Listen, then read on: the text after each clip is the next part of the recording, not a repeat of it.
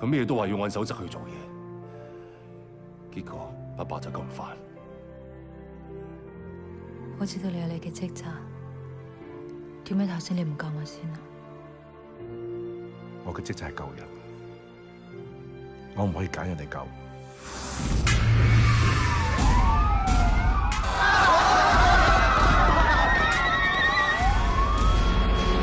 阿強，你嗰邊咩環境啊？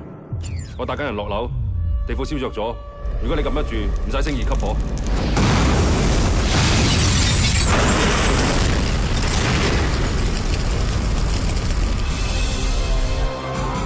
我唔同你講住，呢度好多人受傷，你幫我照顧思樂啊！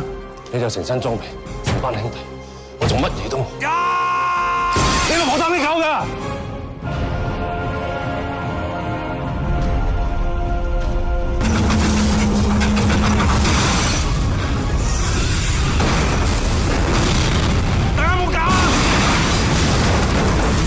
又唔啱你嘅守則啊！你要聽我講，我有辦法帶大家出去。